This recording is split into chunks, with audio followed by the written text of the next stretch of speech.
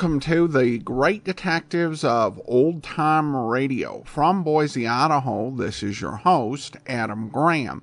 If you have a comment, email it to me, box13@greatdetectives.net. Follow us on Twitter at Radio Detectives and become one of our friends on Facebook, facebook.com/Radio Detectives. Today's program's brought to you in part by the financial support of our listeners. You can support the show on a one-time basis, support.greatdetectives.net, or also send a donation with the Zelle app to box13@greatdetectives.net, or by mail to Adam Graham, P.O. Box 15913, 15913, Boise, Idaho 83715. Well, now it's time for the last circulating episode of T-Man. The original air date, July the 29th of 1950, and this one is The Big Mexican Dope. T-Man, starring Dennis O'Keefe.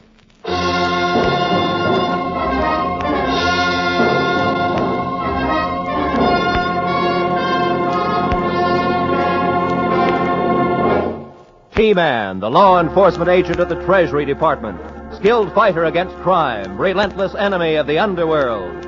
T-Man, Steve Larson, played by Dennis O'Keefe.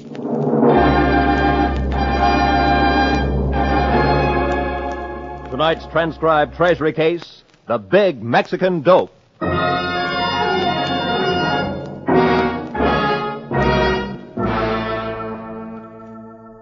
There's one crime the T-Man hates above all the others he is obliged to fight. It's narcotics smuggling. The traffic in human souls, which is endless and endlessly battled by the Treasury enforcement agents.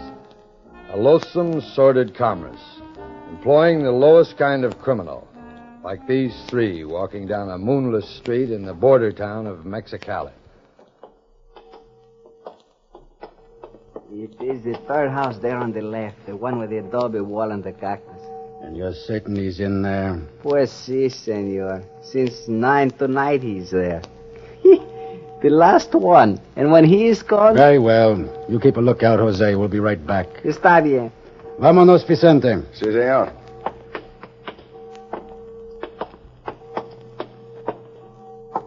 Aquí está. All right. You take the play and I'll cover you. Bueno. Pablo. Pablo. ¿Quién es? Es yo, Vicente. Ábrelo. Espérate poco. ¿Qué pasa? What do you want? Your life, amigo. ¿Qué? No, wait, Vincent. It's all a mistake. Go on, take him. No!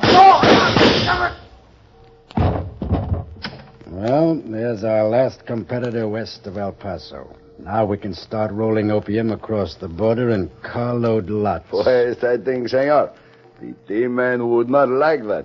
The T-Man, huh? Come on, let's go.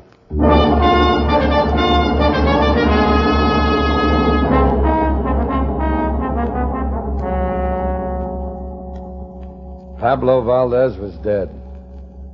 Pete, we'd call him in the service. I'd gone through my training with him.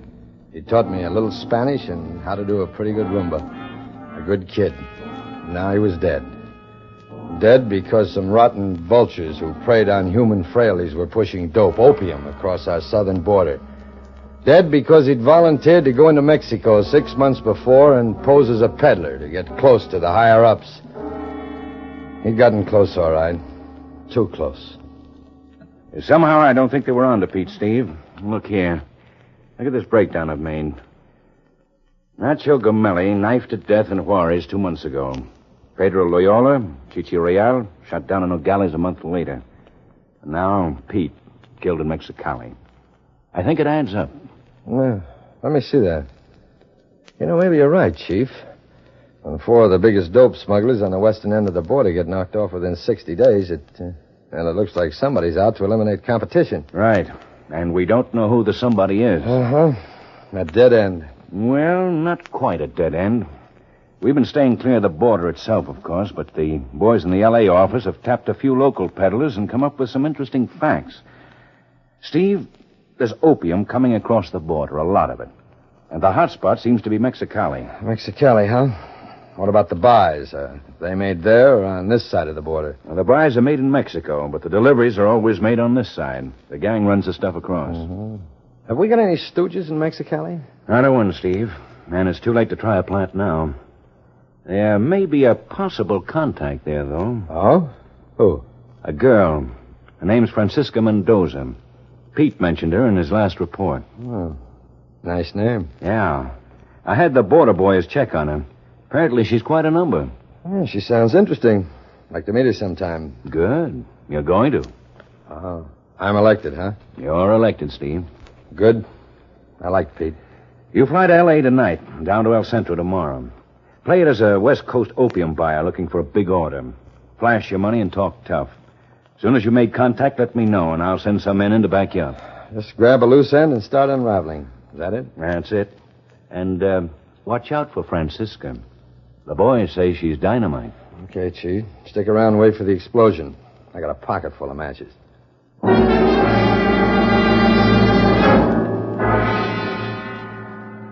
When you play it as an opium buyer or on any other undercover job, you don't just waltz in and introduce yourself. You've got to give yourself a background. So for the next month, I hung around L.A. posing as one Ray Lucas, big-time dope buyer just recently out from the East. I had myself picked up 3 times by the narcotics boys and once by the local police, and each time released for lack of evidence. So it was almost 6 weeks later that Washington got my coded message saying I was moving in, going to try to make contact with a feminine bundle of dynamite named Francisca. I checked into the Barbara Worth Hotel in El Centro at 2:30 the next afternoon and took a taxi down to Mexicali, 8 miles south and just across the border. And for the next 2 days, I sat in bars and dives performing the pleasant task of flirting with pretty girls I thought might be Francisca. I met Juanitas, Rositas, Chiquitas, and Marquitas. Got asked outside twice by angry escorts and had my face slapped once. Not a bad average, but no Francisca. And so far, no dynamite and no contacts. Then on my 3rd day in the Estrella Saloon, just as siesta was breaking, my philandering paid off. Buenas tardes, Anita. ¿Cómo está, Francisca? ¿Qué quieres? Lo mismo. Oh, the boys were right. She was dynamite. Oh, a bartender. Sí, señor. I wonder if the young lady would mind if I paid for a drink. Pues, quién sabe. Francisca. Why not?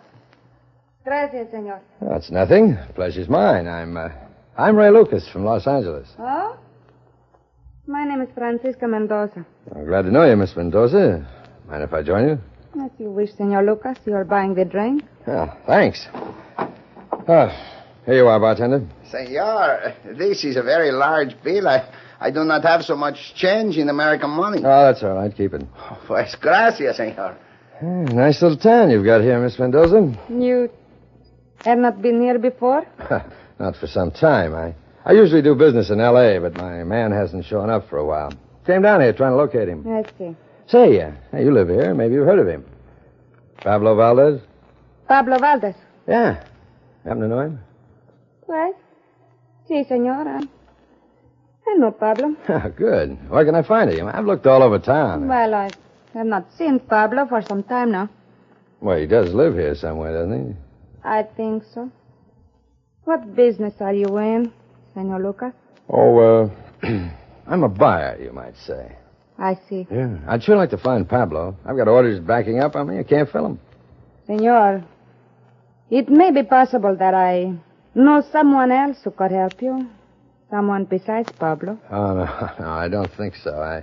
I'm afraid you don't understand. I understand. Perfectly, senor. You come here tonight at 8 o'clock. Do you, understand that I'm a buyer and, what I'm buying? Seguro. At 8 o'clock, senor. ¿Está bien? All right. Contact. I dropped a $20 bill to a bartender, mentioned a dead man's name, and it had worked. But a first contact with a small-time runner like Francisca is one thing, and the final payoff is another. And there's usually a long, rough road between, a road where you go around every curve blind.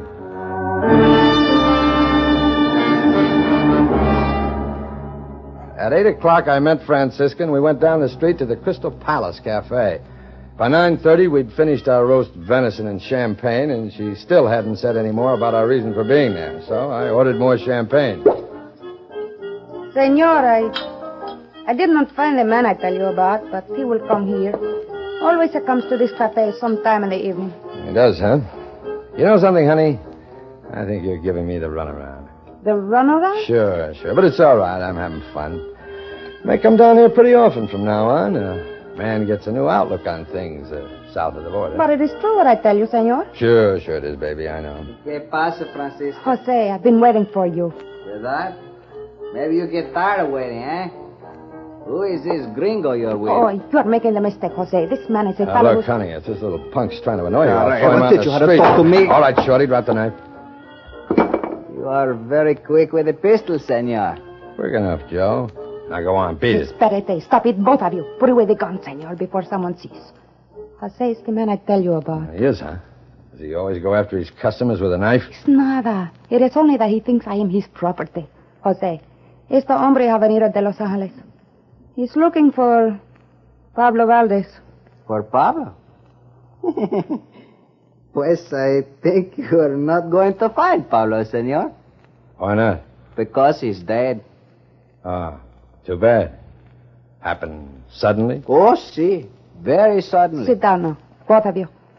It is no time to be foolish. Now, Senor Lucas, you are come looking for Pablo because you wish to make a buy, no? Could be. And Pablo is dead. But no matter. Jose is from the same business now, so everything is simple. Maybe it is. I could depend on Pablo, and I knew where I stood. But all I know about Jose here is the fact that he pulled a knife on me, and that I don't like. It's all a big mistake. We forget it, eh? How much you want to buy? 25 grand this trip, more the next trip. If it's good stuff. It's the only kind I handle. It's good, senor. It's the best. How will I know?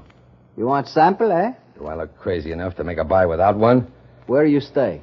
Across the border in El Centro, Barbara Worth. Bueno. Entonces you wait at the hotel at 7 o'clock tomorrow night, and Francisca bring you a sample. Francisca, huh? Good. You come on up anyway, baby, even if you don't have a sample. Jose, stop it. You ought to chain him up somewhere, honey. He might bite somebody. Si, senor. It's possible that I may. Very possible. All right, second contact. Small fry again, but in the opening moves on a dough case, every new lead helps. I was pretty sure I'd been accepted by both of them as an L.A. mobster and a hard-boiled opium buyer, the kind who would pull a gun at the drop of a hat. I deliberately played on Jose's jealousy, hoping he'd get so sore that Francisco would take me past him to the next man higher up in order to avoid losing a sale. So far, things looked good, and they kept on looking good until 7 o'clock the next evening. Then the whole pitch fell apart. Francisca didn't show up. 8 o'clock came, 9 o'clock, and she still hadn't shown. 9:40, phone rang, and the operator put through a call from Washington. The chief was on the line. Okay to talk, Steve? Yeah, I'm alone. Go ahead. Well, listen. I've moved in some of the boys in case you need help. Zach Wheaton and Roy Linville have checked into the Imperial Hotel in Brawley. Zach's in touch with 2 men from the El Paso office standing by at Yuma. All right, Chief. With you at El Centro, that blocks the section off pretty well. Call Zach when you're ready for a push. Okay, and thanks for the assist. Not at all, Steve. Good luck.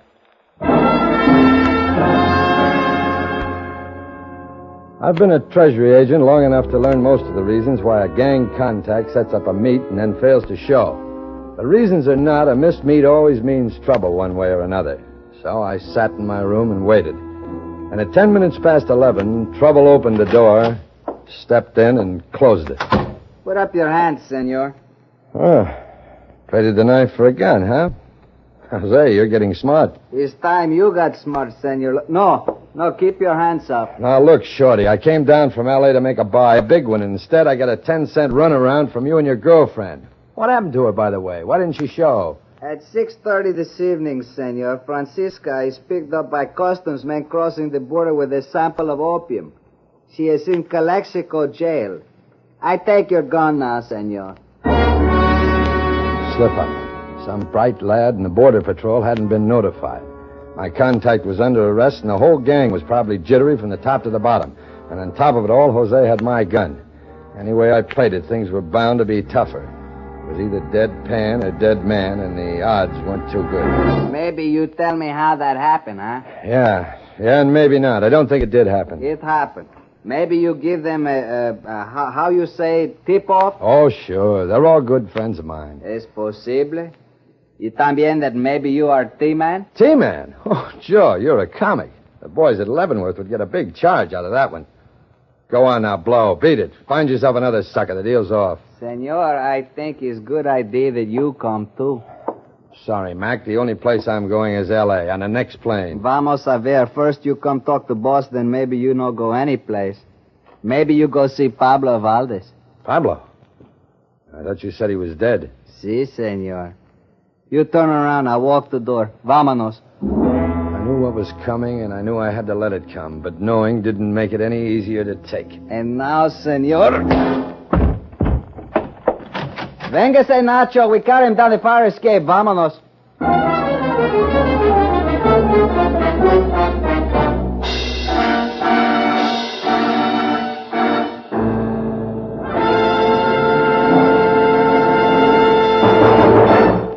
In just a moment, we continue with T-Man, starring Dennis O'Keefe.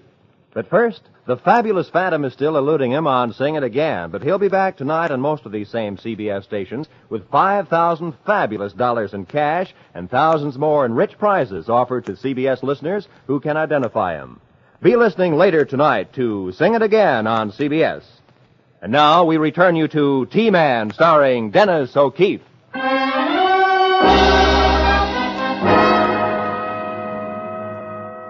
When I came to, I could feel the jolting of an automobile traveling fast. It was pitch dark and stuffy, and it took me a few seconds to realize I was inside of a box. 5 minutes later, I'd made enough noise to get the car stopped, and Jose and a zombie-faced pal pried the lid off and let me out. Then I could see we were riding in a hearse, and the box was a coffin. I was still groggy from the slugging, and at the moment the thing didn't make sense. But later, when we pulled up in front of a business establishment on the outskirts of Mexicali, it did make sense. Bueno, senor, aquí estamos. Get out. Now, don't forget things, Joe. You dug your grave with that slugging. Get out. Okay, why not? Vámonos. Except for the tolling of a church bell off somewhere in the distance, the whole town was sleeping like the dead. As we came near the building, I saw the sign on the front. Sleeping like the dead seemed to be very appropriate. The sign read, Madero's Funeral Parlor. Bueno, we go in. Aquí estamos, senor Madero. Buenas noches, senores. You are Senor Lucas, I believe. Yeah, that's right. Vicente Madero, senor. I'm so happy to know you. There you are, huh? Is that why you had your sawed-off watchdog slug me? Jose, I'm surprised at you. Why you do such a thing to Senor Lucas? Pues, you say bring him back, you know say... Quiet! My apologies, senor. Jose sometimes grows over-enthusiastic. Yeah, that's something I'm going to talk to him about when I get the chance. Senor Madero, I think you make big mistake to trust this man. How I ask you to think, Jose? Get out. I wish to talk with Senor Lucas alone. Ándale. Si, senor. It is most unfortunate you made contact with Francisca and Jose, Senor Lucas. They are stupid and mostly deal only with the small buyers. Well, as far as I'm concerned, the buyer's off. Even if you guys are on the level, which I very much doubt. Well, in that regard, Senor Lucas, perhaps I can convince you. I understand you are an authority on opium. At least that is what I hear from my people in L.A. You heard right. Have a look at this. Wow. Oh, so you do have this stuff. Seguro que sí. At least it hasn't been cut. Looks good. It is good, senor. The best. And Jose and Francisca were on the level. Did she really get picked up by the customs? Unfortunately, yes. No matter, though. I understand you wish to make a $25,000 buy. Is that correct? I did. And more later, but... Well, you guys hot now, and the way Jose's been acting, I think we'll skip it. Boy, senor, we can still make delivery. There is nothing to worry about. How do you get it across? In the coffins? Si, senor. The same as you were brought here. Yeah, that's the main sore spot right there, Madero. I don't like to get pushed around, and my boys in L.A. won't like it either. But, senor, it was the fault of Jose. He was a fool. Sure, but he's your responsibility. We can buy in Seattle just as well as here. No, I don't think so. I'm leaving. But at least do one thing, senor. Wait until I talk to the boss. Boss? Aye. Thought you were the boss. Well, I run things from here, but look, you wait at your hotel until noon tomorrow, no? I doubt if I can get a plane before then anyway. Suave, I will fix everything, senor. You wait. My trip to the jail in L.A. had paid off and kept me alive. Obviously, Madero could see the sail slipping through his fingers, and even worse, he was scared to death that Jose's blundering would get back to his boss. With his type of thinking, he had only one choice, to pass the whole deal to the man at the top before it went cold. And that was the man I wanted to meet, and bad.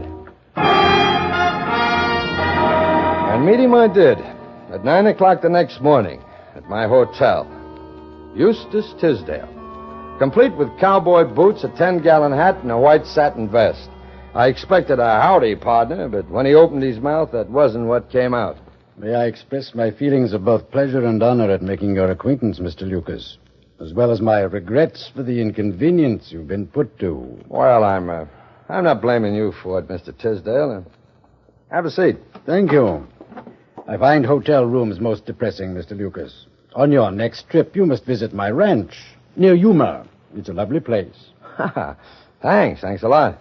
I have some rather interesting French period furniture and quite a complete collection of Belgian glass. I imagine you might enjoy it. Sounds great.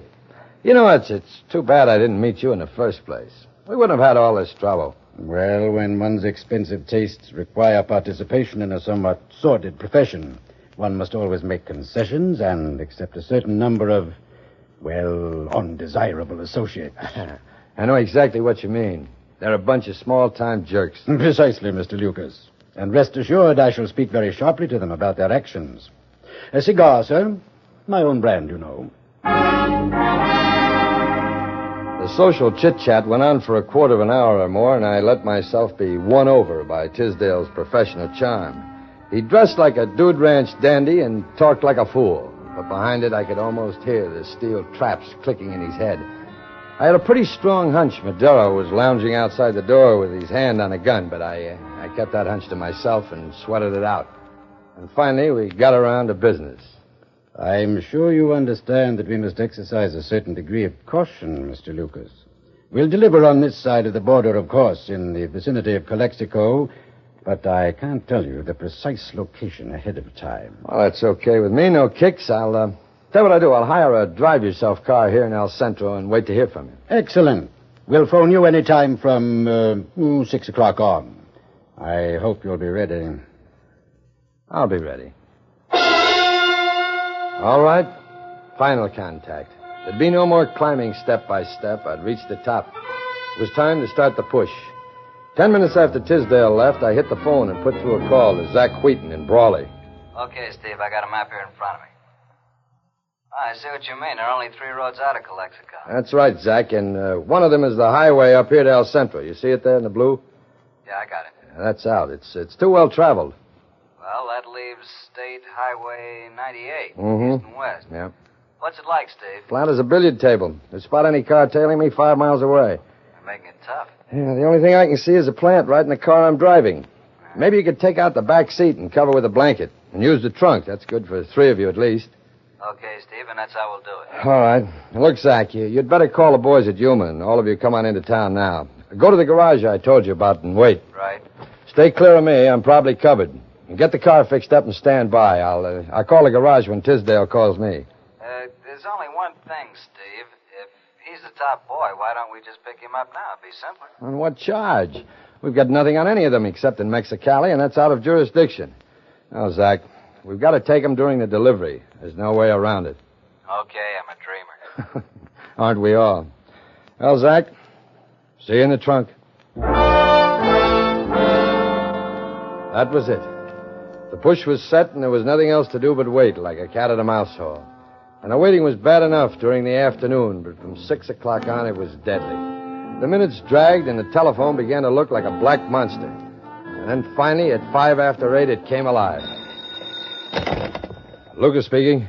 Is that Madero, senor? Yes, Madero. In 15 minutes, you will take your car from the garage and drive toward Calexico. At the junction of Route 98, you will turn west and drive until you see us. You understand? Yeah, I understand. Bueno, adios.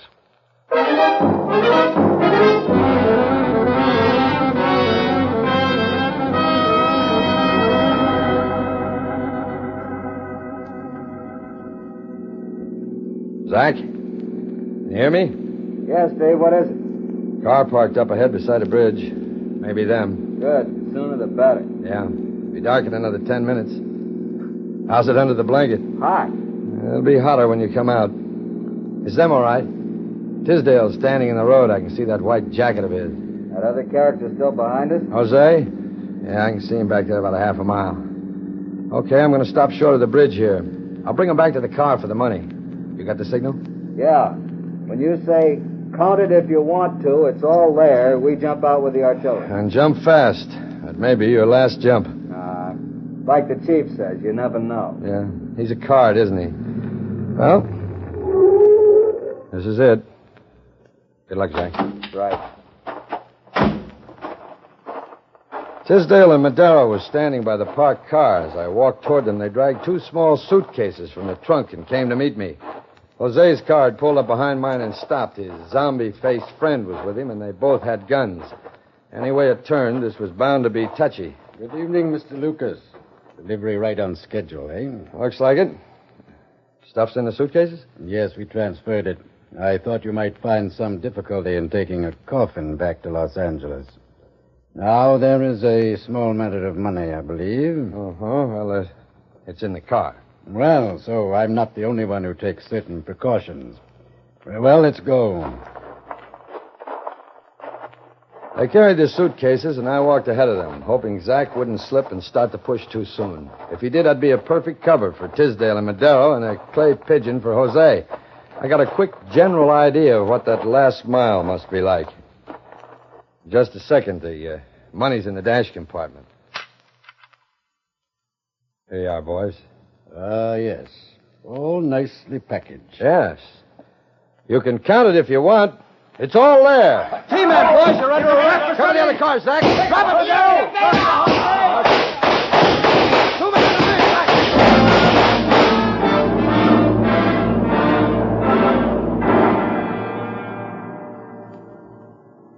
Madero was dead. Jose was dead. Nachos was dead. One of the men on the bridge was shot in the leg and the other through the arm. But Tisdale, the brains and the boss, was intact and in handcuffs. It was a clean sweep. Although in a dope case, clean may not be quite the word. Anyway, it led to the same old routine, the nearest telephone booth. I had a feeling that Pete would rest more peacefully now, and I knew we'd stopped a lot of killing of another kind. A slower death, maybe, but more deadly and terrible than any kind of gun or weapon ever invented by man. Long distance? Connect me with the Treasury Department, Enforcement Division, Washington, D.C., Office of the Chief Investigator. Official business.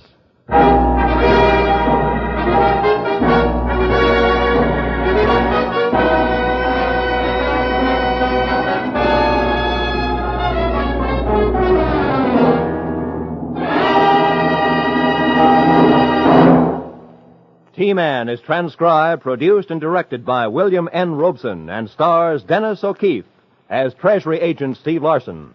Tonight's program was written by Les Crutchfield. Included in Mr. O'Keefe's company were Virginia Gregg, Bill Johnstone, Ted DeCorsia, Harry Bartell, and John Hoyt. Music was composed and conducted by Del Castillo.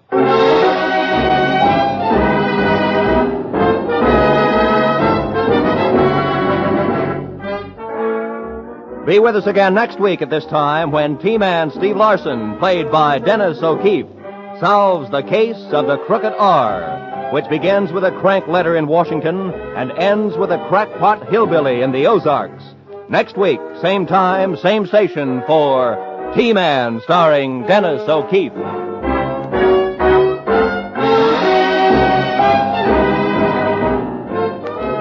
You'll find murder riding with a jangle of bells on Gangbusters tonight. Stay tuned now for this Gangbusters story, The Case of the Bad Humor Man, which follows immediately on most of these same CBS stations.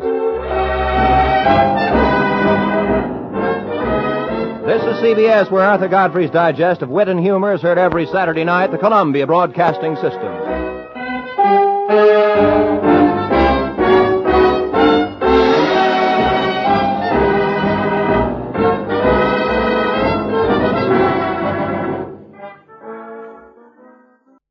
Welcome back. That moment in the episode where Steve finds out that the person who was bringing him a sample of the narcotics had been picked up at the border, that was definitely tense, and certainly that is one big risk that gets taken with undercover investigations, is that someone who is not in on what's going down interferes and gums up the work. But he was able to work his way out of it. The ending was kind of odd. I mean, we don't have all the episodes of the series. We've got the first episode and this one, so who knows, 2 or 3 weeks in, it could have worked out that they started having him call into Washington at the end of each episode, which would give it kind of a rhythm.